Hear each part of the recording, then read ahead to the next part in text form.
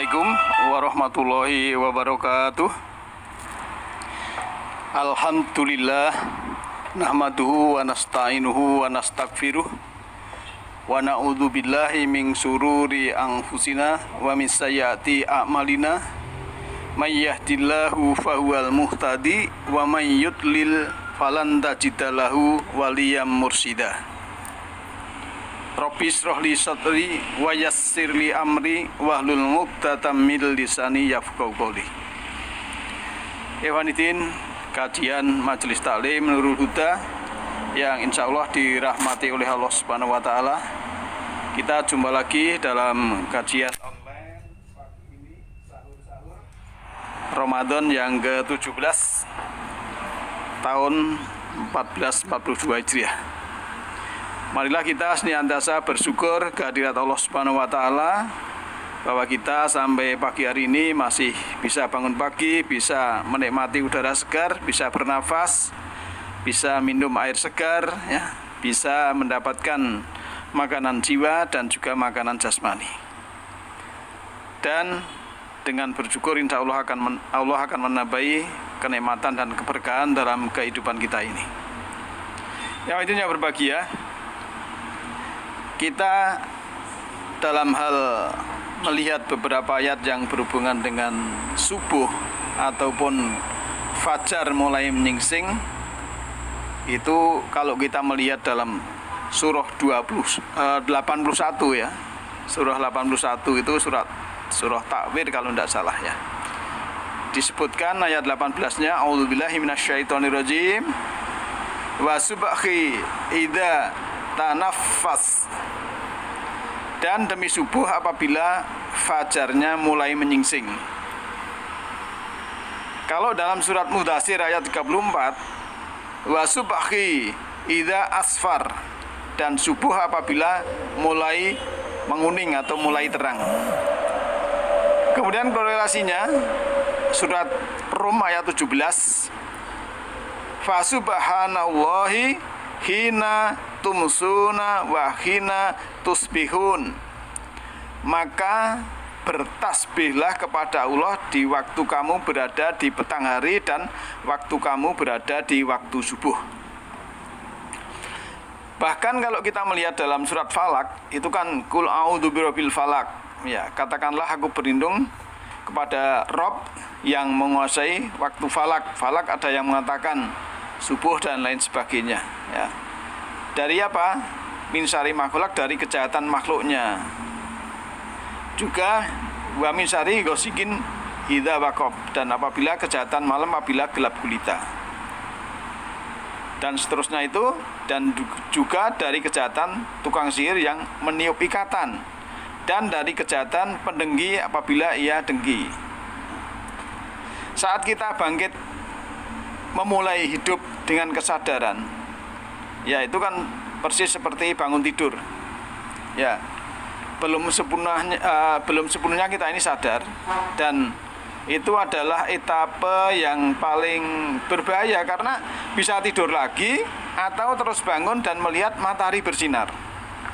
Maka kita suruh minta perlindungan kepada Allah dari waktu subuh dalam kesadaran itu. Subuh adalah transisi dari gelap menuju terang. Ketika kita sudah bangun tetapi tergoda untuk tidur lagi, maka kemungkinan besar kehilangan kesempatan untuk melihat indahnya pagi saat matahari bersinar. Demikian juga dalam praktek spiritual, ya, ketika seseorang itu sudah mulai tersadar, kita harus hati-hati dengan kesadaran yang sudah dicapai. Jangan sampai terlelap lagi dalam ketidaksadaran, ya. Jadi Bapak Ibu dan sahabat semua, ini saya giring untuk sesuatu ke kesadaran spiritual. Jadi bukan hanya tentang waktu, subuh itu begitu fajar menyingsing kemudian matahari terbit, ya. Itu memang menggambarkan misalkan kita sudah dalam kesadaran yang tinggi dalam spiritual kita sudah punya kemauan yang kuat untuk mencari ilmu, kita sudah ada kemauan yang sungguh-sungguh untuk mendapatkan pencerahan. Ya, itu berarti kita dalam bangun itu ibarat waktu subuh kita langsung sadar, tidak ingin tidur lagi, kan begitu. Sebab memang ada kajian, kemudian ya waktu mungkin ada keluarganya meninggal atau sakit, ingin mengaji, ya kemudian setelah keadaan nyaman, ya lupa, tidak datang untuk atau mendengarkan pencerahan, atau waktu sakit, ya ingin dapat pencerahan, ingin mengkaji dan lain sebagainya, tapi setelah sehat lupa dan tidak mau belajar lagi. Nah itu namanya waktu subuh dia sudah tertidur lagi, tidak mendapatkan sinar matahari, atau kalau jiwa ya pencerahan di dalam jiwanya. Ada istilah yang mengatakan muntabir, jadi mundur tanpa berita, ya itu monggo ya. Jadi itu yang berbahagia. Maka banyak sekali manusia yang sudah sadar kemudian mati lagi kesadarannya. Karena apa? Ya karena tertidur lagi dalam ketidaksadarannya. Lalu sepanjang waktu hanya bermimpi dan terus bermimpi. Sehingga hidup di hari esok dan masa lalu hidup dalam khayalan, karena tidak bisa hadir di sini, saat ini, sekarang, dan tempat ini, saat ini, sekarang, dan sekarang harus totalitas, maksudnya demikian. Jadi yang sering membuat manusia menderita adalah tindakan yang tidak tepat. Tindakan yang tidak tepat itu adalah suatu kekeliruan. Nah, selanjutnya kita harus hati-hati dengan tindakan-tindakan yang tidak tepat yang menciptakan oleh diri kita sendiri. Karena itu akan menidurkan kembali subuh kesadaran yang mulai bangkit. Oleh karena itu kita mintalah ya selalu berlindung kepada Allah dari tindakan yang tidak tepat. Juga waspadalah dengan malam. Ya. Jangan sampai kita menambah kegelapan malam. Hadirkan cahaya pada kegelapan malam. Oleh karena itu, mintalah perlindungan kepada Allah dari kegelapan malam. Jangan sampai kita menambah kegelapan itu sendiri. Melawan kejahatan dengan kejahatan, melawan kegelapan dengan kegelapan, melawan kekerasan dengan kekerasan, dan lain-lain adalah contoh nyata sebuah tindakan yang tidak tepat. Dan itulah yang dimaksud kejahatan apabila malam telah gelap, ya, dalam surat Falaq itu. Jadi bukan kejahatan secara fisik, tapi juga dalam diri kita sendiri sudah dalam keadaan gelap, tidak ingin cahaya, tapi malah kita berbuat yang tambah gelap. Itulah yang harus kita mohon perlindungan. Nah, apabila ada kejahatan, ya kita harus menghadirkan kasih sayang. Apabila ada hawa panas, kita harus menghadirkan kesejukan. Apabila ada kekerasan, maka kita harus menghadirkan kelembutan. Apabila ada kebodohan, kita harus menghadirkan kebijaksanaan. Selanjutnya, jangan sampai menjadi tukang sihir, yaitu selalu tidak siap menerima kenyataan. Jadi tukang sihir yang sesungguhnya adalah mereka yang hidup dengan apa yang seharusnya dan selalu tidak siap dengan apa yang ada, yaitu apa adanya. Nah, oleh karena itu mintalah perlindungan pada Allah dari sifat tukang sihir. Selanjutnya hindari diri dari rajanya kejahatan, yaitu hasad atau dengki. Karena dengki adalah selalu tidak bahagia melihat orang lain bahagia, dan terus berusaha mencari cara untuk menghancurkannya dan merasa puas ketika upayanya berhasil. Nah, jika yang saya sebutkan di atas itu ya masih kita miliki saat ini, maka sulit sekali untuk memanusiakan kemanusiaan kita sebagai manusia, karena nilai manusia terletak pada kemanusiaannya. Nah, jika manusia telah kehilangan kemanusiaannya, maka ia tidak layak disebut manusia. Yang itu tidak berbahagia. Maka kalau kita melihat yang berhubungan dengan fajar, kemudian subuh, kemudian ada pencerahan, memang kita harus paham diri kita ini jangan sampai gelap. Kalau dalam kegelapan tambah gelap dan lain sebagainya, harus kita mencari pencerahan. Maka orang tua dulu, maksud saya para leluhur ya, karena kita orang Jawa, itu uripia, urip, urup, urap. Nah, apa itu urip? Ya, kalau mbah saya dulu mengatakan menjadi manusia yang hidup, itu ya tak hanya hidup. Manusia hidup ditandai dengan tertatanya kehidupan, tidak amburadul, tidak semau gue, tapi mengikuti aturan dan sunatullah dalam semesta ini. Juga kaidah hukum bermasyarakat, hidup yang bergerak maju, dinamis, tidak mundur, tidak berhenti di tempat, terbuka dalam menerima perbedaan, perubahan dan perkembangan budaya tanpa menafikan esensi hidup itu sendiri, yaitu bermanfaat. Banyak kasus di mana beberapa keberadaan individu manusia dianggap sebagai sampah masyarakat, sebagai sesuatu yang tidak ada gunanya karena kehidupannya yang tidak teratur dan mengobrak-abrik tatanan yang sudah berjalan. Menjadi beda itu tak apa, tapi dalam hal yang positif ya. Memang kita oleh Allah juga disunnatullahkan kita ini berbeda bersuku, tapi Allah memang memberikan prioritas yang terbaik ataupun yang mulia di sisi Allah adalah yang bertakwa. Inna akramakum indallahi atqakum. Nah, kalau leluhur kita mengatakan urip, urip itu juga menjadi manusia yang bermanfaat bagi manusia yang lain, termasuk makhluk yang lain. Ini juga sesuai dengan surah 6 ayat 32 itu. Kita harus bermanfaat bagi lingkungan di sekitarnya.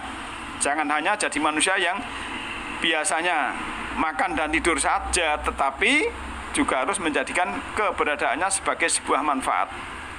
Sehingga maknanya begitu besar, menjadi berguna adalah jangan sampai keberadaan kita tidak memberikan efek samping yang positif pada sekitar. Jangan sampai ada yang tidak adanya diri kita tidak berpengaruh apapun bagi lingkungan sekitar. Ada untuk menorehkan sebuah kenangan baik akan peran kita sehingga sebisa mungkin hadir saat dibutuhkan oleh orang lain. Bisa memberi solusi ya saat dibutuhkan ya, jangan sampai malah menjadi beban orang lain. Nah, ini berbahagia. Maka leluhur kita juga menjadikan urip, hurup, urap. Menjadi manusia harus bisa membaur ya. Urap itu kan campur baur itu kan dengan masyarakat lain. Ya, karena tidak pantas kalau menjadi manusia yang sepenuhnya individualis ya. Karena kehidupan itu terdiri dari aneka macam unsur pembentuk yang sangat kompleks. Jika kita sebagai manusia tidak bisa membaur, bukan hanya kita akan gagal menjadi manusia yang urap, tetapi juga gagal menjadi manusia yang urip dan gagal menjadi manusia yang urup. Kemampuan kita dalam membaur dengan masyarakat inilah yang akan menentukan besar kecilnya peran. Nah, maka memang kalau kita melihat ya bekalnya orang yang mau kembali kepada Allah itu satu ya, perlu kita ingat. Satu adalah kita itu punya kasih sayang sesama. Itu yang akan memuluskan jalan kita untuk menghadap Allah. Kita punya kasih sayang, tidak punya iri, dengki, dendam, dan lain sebagainya. Kemudian yang kedua adalah pelayanan. Kita melayani berguna untuk orang lain. Ini juga memuluskan ya jalan kita kembali kepada Allah. Ya, kemudian yang ketiga ya, yang kedua yang pertama tadi adalah kasih sayang, pelayanan, kemudian yang ketiga yang bisa memuluskan kita jalan pulang kembali kepada Allah adalah kita memaafkan orang lain. Karena kita dalam bergaul, dalam urap tadi, dalam kita membaur ya, itu kan bermacam-macam. Pasti kita kadang disakiti orang lain atau kadang kita tidak ridho dengan perbuatan orang lain. Kita tidak suka dengan perkataan orang lain. Lah itulah kalau kita punya jiwa yang besar ya, kesadaran yang tinggi, kemudian kita memaafkan ya, sebagaimana surat Ali Imran ayat 134 135 itu ya, ciri orang bertakwa memaafkan. Nah, itulah kalau kita bisa memaafkan manusia yang lain, kita akan menjadikan jalan pulang kita itu menjadi mulus. Tanpa ketiga itu kebalikannya ya, kalau kita tidak ada kasih sayang, kita adanya benci ya, kita adanya dendam, itu juga akan menghalangi jalan pulang kepada Allah. Termasuk kita tidak ada pelayan, tidak mau kita melayani orang lain, tidak mau kita memberikan kepada orang lain, bermanfaatan orang lain. Kita hanya malah minta bantuan, atau kita hanya diam untuk selalu menerima dari orang lain, ini juga istilahnya mengganggu dalam perjalanan kita, karena kita tidak berbuat amal soleh, tidak berbuat amal khair. Nah, apalagi kita tidak mau memaafkan, kita masih punya dengki dendam, kemudian kita sakit hati.